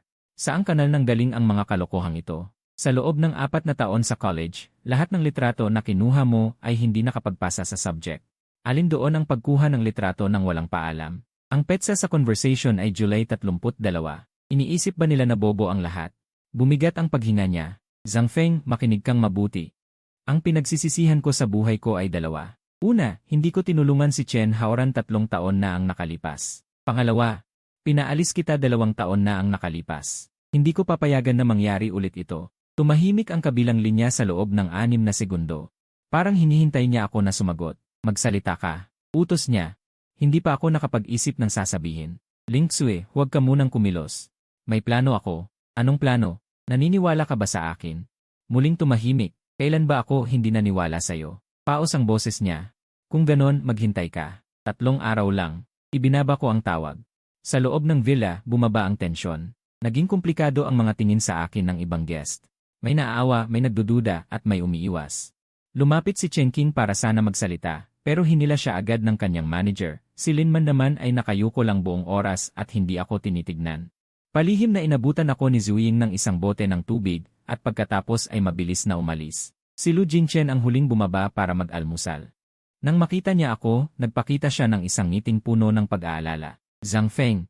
Nakita ko ang mga nasa internet, hay, nakakatakot talaga ang cyberbullying. Okay ka lang ba? Kung kailangan mo ng tulong, magpagsabi ka lang, marami akong kilala sa industriya na mga kaibigan na gumagawa ng public relations. Hindi na kailangan, salamat. Kumain ako ng isang subo ng sandwich. Tumingala ako sa kanya, ikaw nga pala, nakatulog ka ba ng maayos kagabi? Okay naman. Mabuti naman, natatakot ako na masyado kang napi-pressure. Tutal, ikaw ang nakakuha ng 3 boto para sa pinakaayaw makasama, medyo nakakadismaya ang resultang ito. Saglit na nanigas ang kanyang ngiti, nga pala. Kumagat ulit ako sa sandwich. Sa halip na basta-basta na lang mag-usap tungkol sa panahon, ang bilis ng pag-share ng mga marketing accounts ng mga negatibong balita ay sabay-sabay, halos sa parehong minuto. Parang tumanggap ng parehong assignment, naging manager ka na ba? Dapat pamilyar ka sa ganitong proseso, hindi ba? Tumahimik ang hangin sa loob ng 3 segundo. Itinaas ni Lu Jingchen ang kanyang tasa ng kape. Anong ibig mong sabihin? Wala naman, nagmamasid lang, photographer ako. Mahusay sa pagmamasid. Uminom siya ng kape, ibinaba ang tasa. Kinatok niya ng mahina ang mesa gamit ang kanyang daliri. Zhang Feng, alam mo ba? Minsan, ang pinakamagandang gawin ng isang taong inakusahan ay linisin ang kanyang pangalan, imbes na itapon ang putik sa ibang tao. Tama ka. Umiti ako, pero ang mas matalinong gawin ay ang hayaan ang nagtapon ng putik na umamin mismo, tama ba? Kuya Lu Jingchen. Hindi na nagsalita si Lu Jingchen, ang tingin niya sa akin ay nagbago mula sa pag-aalala patungo sa pagsusuri. At mula sa pagsusuri ay naging iba pa, pag-iingat, isang kuneho na biglang nagpakita ng kanyang mga ngipin. Laging may nararamdamang mali ang mga ngaso. Nagpatuloy ang pag-record ng araw na yon gaya ng dati, ngunit alam ng lahat sa kanilang mga puso na ang mga lihim na agos ay umabot na sa ibabaw. Tinawag ako ng direktor sa isang tabi, Zhang Feng. Ang ibig sabihin ng production team, tungkol sa mga negatibong balita sa internet, mayroon ka bang kailangang sagutin? Kung gusto mong umalis sa pag-record, maaari naming ayusin. Hindi ako alis. Pero direktor, gusto mo ba ng mataas na rating? Siyempre, peke ang mga negatibong balita na yon, may ebidensya ako. Pero hindi pa ngayon ang oras para ilabas ito, bigyan mo ako ng 3 araw, pagkatapos ng 3 araw. Sa rating ng programang ito, nakikita ko masisira nito ang record. Tumingin ang direktor sa aking mga mata, marahil ay nabasa niya ang isang bagay na nakasanayan na niya, ngunit matagal na niyang hindi nakita sa isang ordinaryong tao. Na nakita, hindi ka ordinaryong tao, tama ba? Bulong niya, ako si Zhang Feng, isang photographer.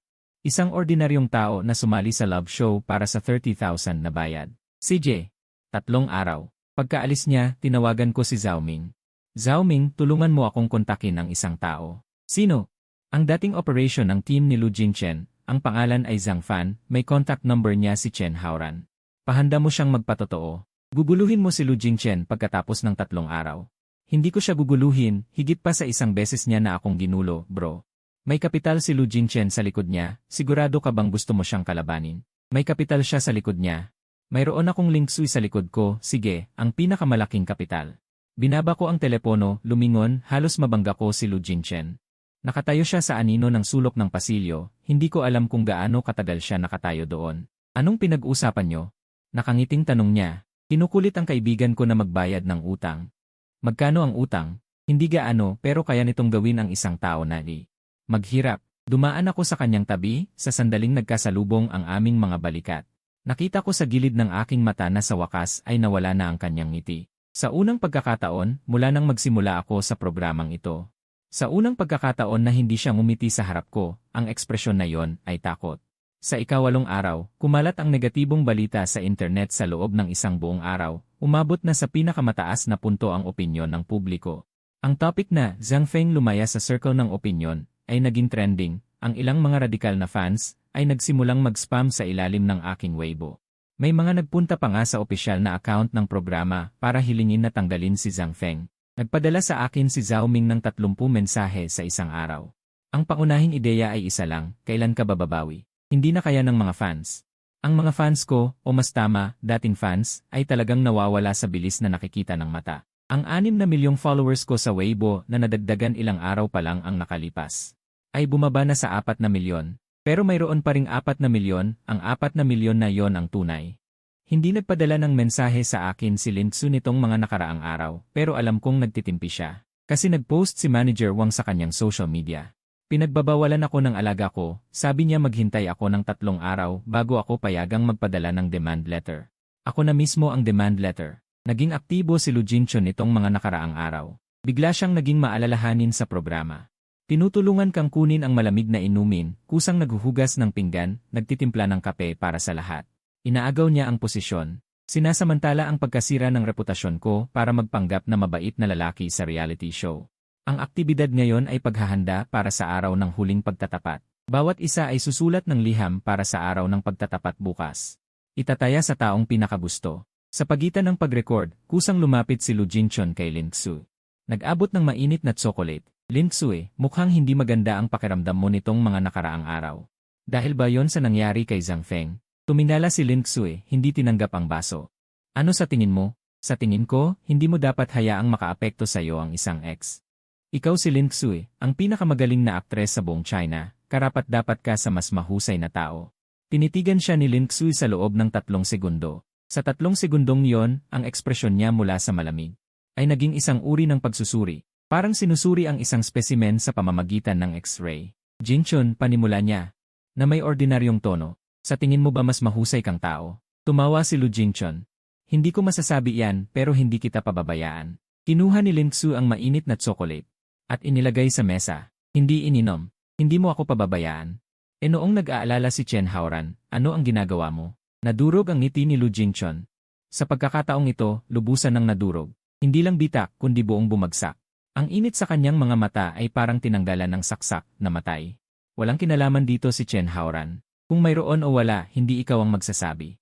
Tumayo si Lin-Tsu at tumingin sa kanya mula sa itaas. Ang kanyang boses ay parang nagsasabi ng isang walang kwentang katotohanan. Lu Jinchun, sasabihin ko sa iyo ang totoo. Magaling ka umarte, pero may nakalimutan ka. Ano? Ako ang best actress. Ang kakayahan mong umarte ay hindi makakalusot sa akin. Tumalikod siya at umalis. Nakaupo lang si Lu Jinchun doon, naninilaw ang mukha. Tumapo ng mainit na tsokolate sa kanyang kamay, napaso ang kanyang mga daliri. Wala siyang reaksyon. Pinanood ko ang lahat mula sa kabilang dulo ng pasilyo. Lumapit si Lin-Tsu sa akin. Hindi huminto ang kanyang mga yapak. Nang dumaan siya sa tabi ko, sinabi niya sa mahinang boses.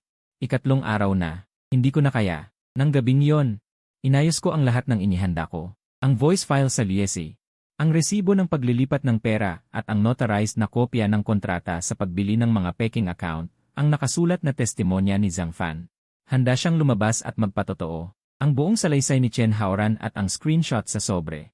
Si Lu Jinchun ay walang mahanap na masamang impormasyon, kaya gumawa siya ng mga peking mensahe. Hinati ko ang mga materyales na ito sa 3 kopya.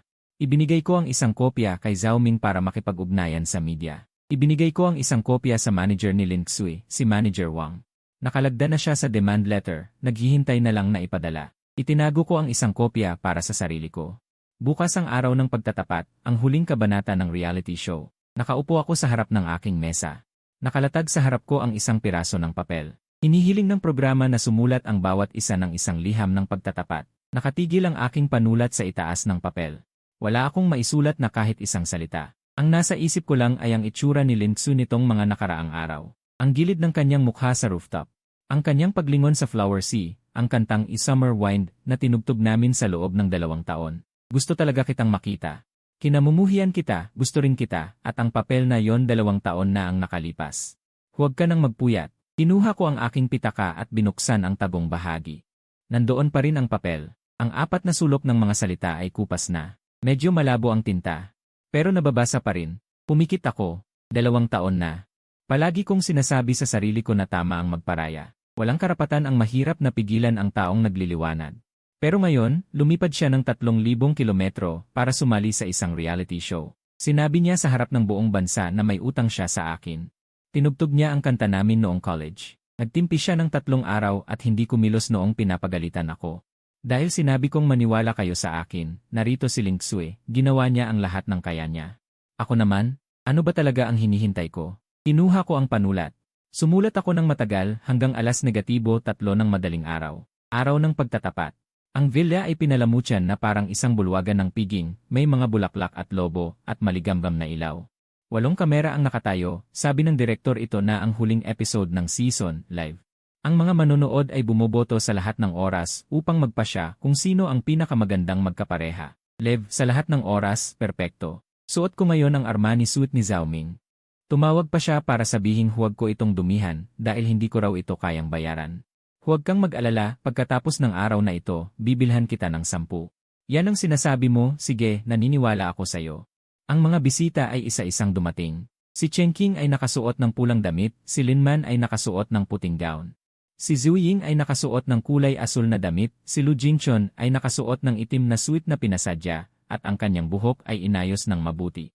Sa panlabas, hindi mo makikita ang anumang nerbiyos, ngunit napansin ko ang kanyang kaliwang kamay, ang hintuturo niya ay bahagyang nanginginig.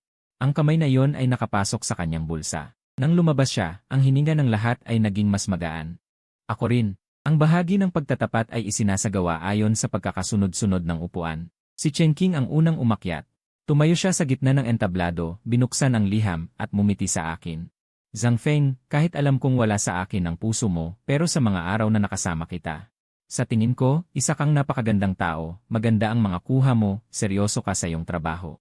Umaasa ako na magiging masaya ka sa hinaharap kahit kanino paman. Kumindat siya sa akin. Bumaba ng entablado. Palakpakan. Ipinusta ni Lin Man kay Lu Jingchun. Ang nilalaman ay banayad at maayos, si Lu Jingchun ay ngumiti at nagpasalamat. Ipinusta ni Zhu Ying sa isa pang lalaking bisita.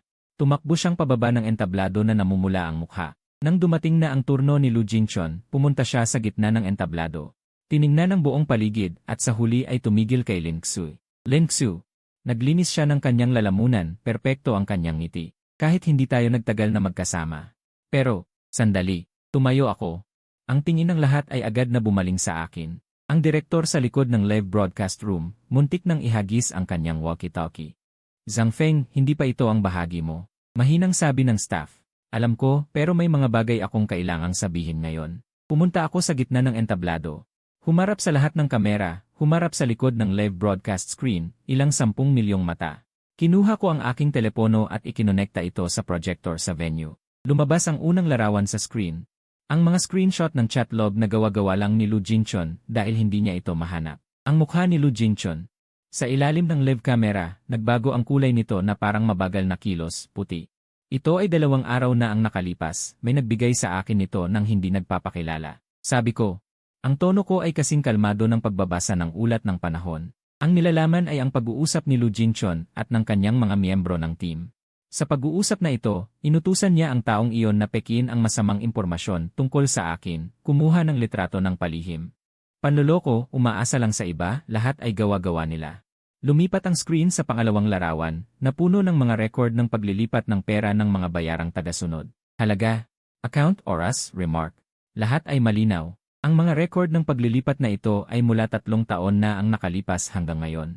Ang biktima 3 taon na ang nakalipas ay hindi ako, ito ay ibang tao, maaaring hindi siya kilala ng mga naririto. Ngunit ang pangalan niya ay Chen Haoran. Sumabog ang mga komento. Chen Haoran.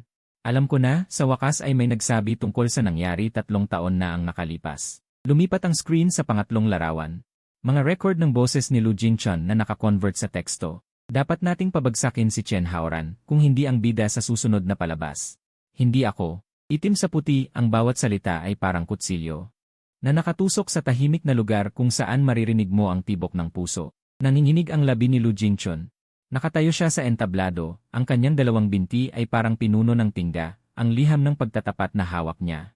Ay naging isang bola, ang papel ay pumuti. Ito ay peke. Sabi niya, mahina ang kanyang boses. Ang audio source file ay dumaan sa forensic justice, ang numero ay nasa kanang ibabang sulok ng screen. Sabi ko, maaari kang mag-apply para sa isang assessment. Ang kanyang tingin ay nag-aalangan sa lahat ng dako, na parang isang hayop na nakakulong na naghahanap ng labasan. Tumingin sa direktor, ang mukha ng direktor ay kulay abo, tumingin sa kameraman. Nakatuon ang kamera sa kanya, tumingin sa mga babaeng kalahok, wala man lang isang tumingin sa kanya. Sa huli, tumingin siya kay Ling Xue, na nakaupo sa upuan, nakapatong ang mga binti. Magkasalikop ang mga daliri sa tuhod, payapa ang ekspresyon na parang nanonood ng pelikulang alam na ang wakas. Ling Xue, tulungan mo akong magsalita. Sa boses ni Lu Jinchun, may halong pakiusap. Alam mong hindi ako ganitong tao, nagkatrabaho na tayo. Kilala mo ako. Tumayo si Ling Xue, ang kanyang mga takong sa sahig. Ay nagbigay ng malutong na tunog. Lu Jinchun, sabi niya. Hindi malakas, hindi mahina, sakto para marinig ng lahat. 3 taon na ang nakalipas, pinuntahan ako ni Chen Haoran. Para tulungan ko siyang sabihin ang katotohanan, hindi ko tinulungan, iyon ang pinakapinagsisisihan ko. Tumigil siya, ngayon itong katotohanan, huli na ng 3 taon. Pero ayos lang, hindi ako lumiban. Nanlambot ang tuhod ni Lu Jinchun. Hindi siya lumuhod, ngunit yumuko ang kanyang tuhod, sa harap ng mga manonood sa buong bansa. Walang pagtatago na yumuko, pagkatapos ay bigla siyang tumayo, na parang napagtanto na siya ay nasa live. Gamit ang huling lakas para kontrolin ang kanyang katawan, pero nanginginig ang kamay, nanginginig ang labi. Durog ang ilaw sa kanyang mga mata. Kayo ni, garalgal ang kanyang boses. Kayo'y nagkaisa, mula sa simula pa lang ay, walang nakikipag-isa sa'yo. Pinatay ko ang projector, ibinalik ko ang cellphone sa bulsa ko. Gawa-gawa mo ang kasinungalingan mo. Ikaw ang nagkalat ng mga negatibong balita, ikaw ang bumili ng mga troll, ako lang. Tinulungan kitang tanggalin ang takip. Saan mo nakuha ang mga ebidensyang ito? Mula sa mismong mga tauhan mo. Nasira ang kanyang huling depensa, biglang lumaki ang kanyang mga mata. Parang itinapon sa malamig na tubig ang kanyang mga pupil. Zhang Fan? Bulong niya. Si Zhang Fan? Walang sumagot sa kanya, pero ang kanyang pagbubulungan. Sa pamamagitan ng kagamitan sa dibdib, ipinadala ang live signal sa milyon-milyong screen. Hindi na mailalarawan ang dami ng komento. Grabe, sumabog. Tapos na, nasabi niya mismo. Sino si Zhang Fan? Hanapin. Pag-amin na ito. Tapos na si Lu Jinchun. Mga tagahanga ni Chen Haoran magtipon. 3 taon, buong 3 taon. Nakatayo si Lu Jinchun sa entablado, tulad ng isang nagbabagsakang rebulto. Ibinuka niya ang kanyang bibig. Gustong magsalita, pero walang lumabas na tunog. Ang liham ng pagtatapat ay bumagsak mula sa kanyang kamay. Nahulog sa sahig, maputla dahil sa ilaw. Sa huli, tumalikod siya at umalis. Pagkatapos ng 3 hakbang, natalisod siya, muntik ng matumba. Sinundan ng kamera ang kanyang likuran, hanggang sa itinulak niya ang pinto at lumabas, malakas na sumara ang pinto sa likod niya. Katahimikan sa loob ng 5 segundo, pagkatapos, pumalakpak si Chen Qin. Sumunod si Zuying sa pagpalakpak, pumalakpak ang mga staff, pumalakpak ang kameraman gamit ang isang kamay. Sumigaw ang direktor sa intercom, nanginginig ang boses, ituloy ang live. Ito ang pinakamasabog na episode sa kasaysayan ng variety show. Huwag huminto, ituloy. Hindi pumalakpak si Ling Xue, tinitigan niya ako, may ilaw na kumikislap sa kanyang mga mata. Kinuha ko sa bulsa ko ang liham na sinulat ko buong gabi. Director. Sabi ko, akin na bang parte? Tumahimik ang lahat. Ang mga komento sa live ay agad na naging kulay malandi. Eto na, eto na. Pumunta ako sa gitna ng entablado, binuklat ang liham, huminga ng malalim. Tinitigan ako ni Ling Xue sa ibaba ng entablado, ang kanyang ekspresyon ay nagbago mula sa payapa patungo sa kinakabahan. Magkasalikop ang kanyang mga daliri sa tuhod. Namumuti ang mga dulo ng daliri. Ling Xue, bahagyang nanginig ang kanyang balikat. 2 taon na ang nakalipas noong araw na naghiwalay tayo. Sabi mo masyado akong pagod, sabi mo sa buhay mo. Pinaramdam ko sa'yo na parang wala akong halaga. Sabi mo hindi ako kailanman nagmamakaawa. Matatag ang boses ko. Pero nanginginig ang kamay ko, ang mga sulok ng liham ay dumikit sa aking hinlalaki. Tama ka, hindi ako kailanman nagmamakaawa, hindi dahil hindi ako nagmamalasakit. Kundi dahil sobra akong nagmamalasakit. Natatakot ako na kapag nagsalita ako, hindi ko na makakayanan, at noong panahong iyon. Ako ay isang mahirap na photographer, hindi ko kayang ibigay ang buhay na gusto mo, karapat-dapat ka sa mas mabuting tao. Kaya umalis ako. Tinakpan ni Chen Qing ang kanyang bibig, tahimik na umiiyak si Ling Xue. Pero sa loob ng 2 taon, nalaman ko ang isang bagay. Binaliktad ko ang liham sa likod. Isang linya lang ang nakasulat sa itaas. Ibinigay ko sa kanya ang papel na nakabaliktad. Bumagsak ang tingin ni Ling Xue sa linyang iyon. Tumigas ang kanyang mga labi, gumalaw ang kanyang butas ng ilong, at pagkatapos ay tumulo ang kanyang mga luha. Tahimik, isa-isa, bumagsak sa likod ng kanyang kamay na nakapatong sa kanyang tuhod. Nakasulat sa papel, bumagsak sa pagpupuyat, ibinabalik ko sa iyo ang pangungusap na ito. Simula ngayon, ako naman ang magsasabi. Ibinaba ko ang papel. Ling Xue, hindi na ako mahirap. Hindi bababasa, mayroon ng 300,000 para sa abiso. Sapat na para ipagbili ko sa iyo ng isang kamera. Okay lang kahit itapon ko mula sa 5th floor. Sabay sumabog ang kanyang luha at tawa. Umiiyak at tumatawa, gusot ang kanyang mukha, nanginginig ng husto ang kanyang balikat. Bumaba ako sa entablado, lumapit sa kanya, lumuhod. Ling Xue, huwag ka nang magsalita. Malabo ang kanyang boses. Kumalat ang makeup dahil sa luha. Tinapos ko ang mga salitang hindi ko natapos sabihin kanina. Tumahimik ka. Hindi ba ako tatahimik? Sapat na ang pananahimik ko sa buhay na ito. Kinuha ko sa aking bulsang papel na dinala ko sa loob ng 2 taon. Napudpod ang mga gilid, kumupas ang tinta. Inilagay ko sa kanyang palad. Noong college ka, tumugtog ka ng Summer Wind at nagkamali ka ng 12 nota. Sa pagkakataong ito, wala kang kahit isang notang mali. Nagpraktis ka ng 2 taon. Kinuskos ng kanyang mga daliri ang papel. Kinukusot ang dulo ng papel. Umupo rin ako. Nagpraktis din ako ng 2 taon, sabi ko. Nagpraktis kung paano sabihing manatili ka. Nawala ang mga komento sa live stream. Hindi dahil walang nagpapadala, kundi nasira na naman ang server. Sumigaw ang direktor sa intercom sa backstage. Technical department, server, dagdagan niyo ang server. Kahit ibenta ko pa ang aking kotse, kailangan pa ring dagdagan. Tumayo si Ling Xue mula sa kanyang upuan. Mas matangkad siya sa akin. Mas matangkad siya sa akin ng kalahating ulo dahil sa kanyang mga high heels. Tumingala siya sa akin, tumutulo pa rin ang kanyang mga luha. Ngunit bumigay ang kanyang mga labi. Pagkatapos ay sinuntok niya ako sa dibdib. 2 taon. Sabi niya habang humihikbi isa-isa. Zhang Feng. 2 taon. Hinintay mo ako ng 2 taon. Alam ko. Anong alam mo? Ellen, wala akong alam. Napatawa siya. Umiiyak at tumatawa, hinihila ang kwelyo ng aking Armani. Hindi yata sa iyo ang damit na ito. Kay Zhao Ming, wala kang ang suit tapos manliligaw ka. Mahirap. Ang hirap mo, nangahas ka pang pumunta. Dahil sa iyo. Binitiwan niya ang aking kwelyo at pagkatapos ay bumagsak sa aking yakap. Sa sobrang lakas, muntik na niya akong ibagsak kasama ang aking Armani. Sumisigaw si Jiang Wan sa tabi na parang pumipiyok ang kanyang boses. Pumapalakpak ng husto si Zhao Ying. Umiiyak, tumatawa at nagbi-video si Lin Man.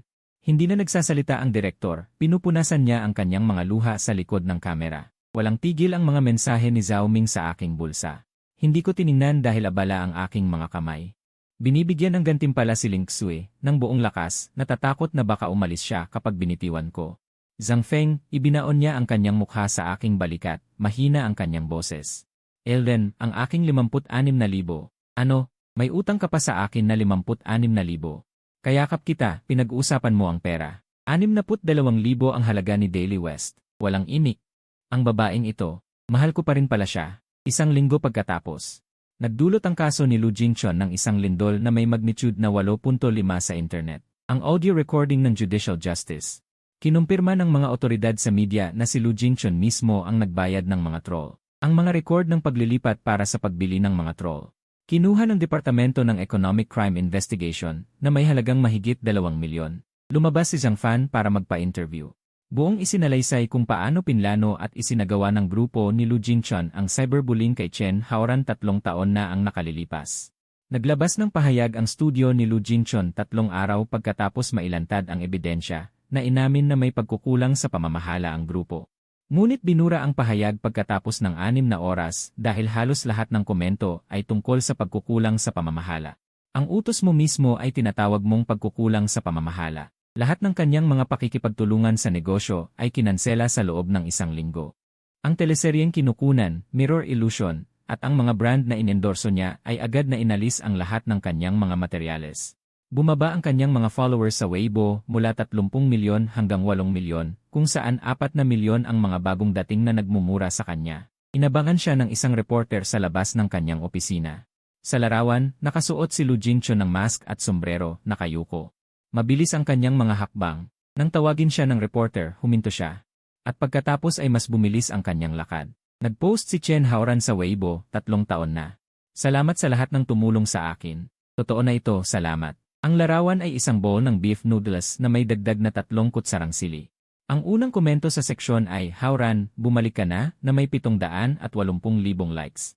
Nirepost ko ang kanyang post ng walang anumang caption, ang pagrepost lang ay sapat na.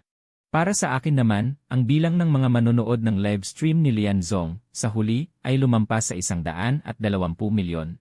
120 milyon, 8 beses ang pinakamataas na record mula nang magsimula ang programa. Noong tumawag sa akin ang direktor, umiyak siya ng 3 beses. Ang una ay para magpasalamat sa akin sa paglikha ng isang kahanga-hangang viewership. Ang pangalawa ay para tanungin kung maaari akong bumalik sa susunod na season. Ang pangatlo ay para sabihin sa akin na ibinenta niya talaga ang kanyang kotse para magdagdag ng server, kaya hindi siya makakapunta. Sabi ko, bakit? May girlfriend na ako. Hindi na angkop na pumunta sa Lianzong. Tama rin. Tinulungan ako ni Zhao Ming na humiram ng 7 advertisement. Na isa sa mga ito ay mula sa isang brand ng kamera na ang konsepto ay hindi ito masisira kahit mahulog mula sa ika-5 palapag. Nang makita ni Ling Xui ang ideyang ito para sa advertisement, hinabol niya ako ng 2 palapag para suntukin ako. Trending topic, hinabol ni Ling Xui si Zhang Feng ng 2 palapag. 340 milyong views. Sa Weibo, ang fan base ng Zhang Feng Ling Xui tandem ay lumampas sa 1.0 milyon. Araw-araw, may naghuhukay ng mga litrato namin ni Ling Xui noong college. Hindi ko alam kung sino ang nakahanap nito. Ang pinakasikat ay ang litrato ni Ling Xui na nakasuot ng costume at nakahandusay sa damuhan habang nagmumura. Ang komento sa ilalim ay, ito ang tunay na top star. Si Zhao Ming na yon ang manager ko. Hati kami sa kita, 7 tandang bawas 3. 7 siya, 3 ako. Sabi ko, nababaliw ka na ba? Sabi niya, nagsasalita ka habang suot mo ang kanyang customized na Armani. Hanggang ngayon, hindi ko pa rin naibabalik sa kanya ang blazer na yon. Dahil kinumpis ka ito ni Ling Xui. Ang dahilan niya ay, gusto mong magkabalikan habang suot mo ang blazer na ito. Sa akin na ang blazer na ito. Pagkarinig nito ni Zhao Ming, natahimik siya ng 3 minuto. Sumagot siya ng 2 salita. CJ, si Chen Haoran ay nagdebut ulit sa ilalim ng imbitasyon ng kanyang ahensya. Sa kanyang comeback interview, tinanong siya ng reporter kung ano ang gusto niyang sabihin kay Lu Jingchen. Nag-isip siya. Wala akong masyadong masasabi. Hindi ko na siya kinamumuhian. Nakakapagod ang kamuhian ng isang tao. Mas mabuti pang gamitin ang karanasang iyon para kumain ng 2 bowl ng noodles.